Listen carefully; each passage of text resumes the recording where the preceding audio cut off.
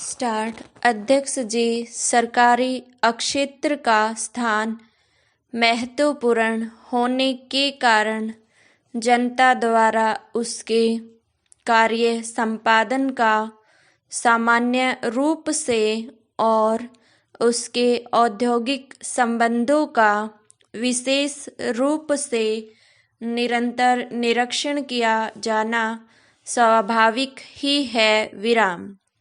सही आलोचना से सरकारी अक्षेत्र के प्रबंधकों में सतर्कता आ गई है और उसके परिणाम स्वरूप उनके काम में सुधार हुआ है। उसके साथ ही साथ श्रमिकों और मालिकों के संबंध भी और अच्छे हुए हैं।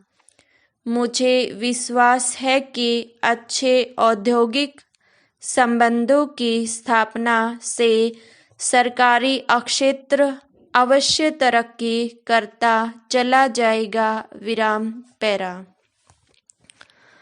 मुझे यह जानकर प्रसन्नता हुई कि आर्थिक चेतना के अगस्त अंक में भारतीय अर्थव्यवस्था में सरकारी उद्योगों पर एक विशेषांक प्रकाशित हुआ है।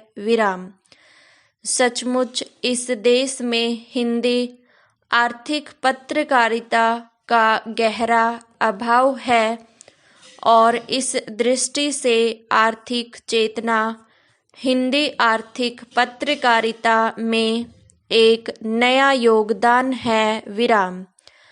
आज इस बात की आवश्यकता है कि लोगों को सरल हिंदी में हमारे आर्थिक कार्यक्रमों, नीतियों और योजनाओं से अवगत किया जाए।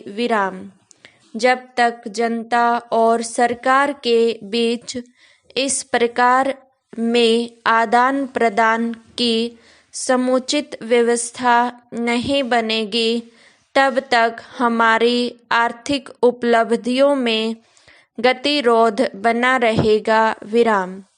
मुझे विश्वास है कि इस गतिरोध को हिंदी आर्थिक पत्रकारिता ही दूर कर सकती है।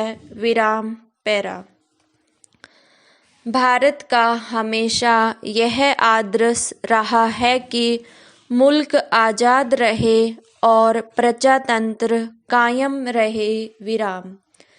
पूंजीपति अर्थव्यवस्था में हम विश्वास नहीं करते जिसमें चंद लोग सारी जनता का शोषण करते हैं। ऐसी अर्थव्यवस्था से देश को कभी भी लाभ नहीं हो सकता। कई देशों में विशेषकर अमेरिका, जर्मनी तथा कुछ हद तक ब्रिटेन में पूंजीवाद सफल रहा है। प्रत्येक देश की परिस्थिति भिन्न होती है। हमारे जैसे गरीब देश में पूंजीवाद निरर्थक, निष्फल तथा उपयोगिताहीन है। ऐसे देश में जहाँ पिछड़ापन गहरा पहुँच चुका हो, जहाँ बेरोजगारी हो, जहाँ अनपढ़ता हो, जहाँ करोड़ों बच्चों को शिक्षा उपलब्ध न हो, जहाँ सबको चिकित्सा सुविधाएं उपलब्ध न हों, वहाँ श्रेयस्कर यह होगा कि समाज का संचालन ज़्यादा से ज़्यादा शासन के पास ही रहना चाहिए। इन्हीं कारणों से भारतीय संविधान ने हमारे यहाँ मिश्रित अर्थव्यवस्था को स्वीकार किया है। मिश्रित अर्थव्यवस्था की यह विशेषता है कि इसमें निजी तथा सार्वजनिक क्षेत्र का संतुलित विकास होता रहता है। इससे एक और निजी क्षेत्र के उद्योगों में परस्पर प्रतिस्पर्धा बढ़ती है और दूसरी ओर सार्वजनिक क्षेत्र भी उन्नति करता रहता है, जिसके फलस्वरूप अधिक मात्रा में लोगों को रोजगार उपलब्ध होता है। विराम पैरा। गत वर्षों में सरकारी क्षेत्र पर 3500 करोड़ रुपए की राशि खर्च हुई है, जिसे प्रशंसनीय माना जा सकता है। विराम।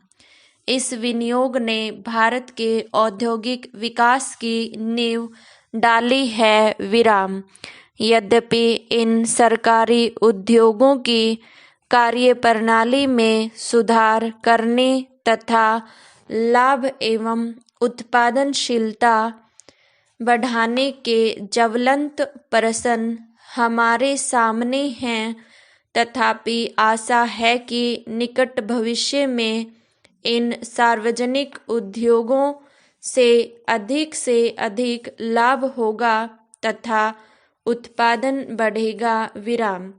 लेकिन इसके लिए आवश्यकता इस बात की है कि इस क्षेत्र पर निरंतर निगरानी रखी जाए तथा इनमें योग्य प्रबंधकों को नियुक्त किया जाए। विराम।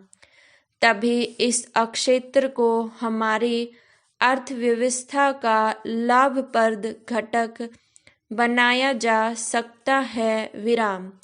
आशा है कि आर्थिक चेतना का यह विशेषांक सार्वजनिक एवं निजी क्षेत्र के विकास के प्रश्न पर महत्वपूर्ण सामग्री प्रस्तुत कर सकेगा। विराम।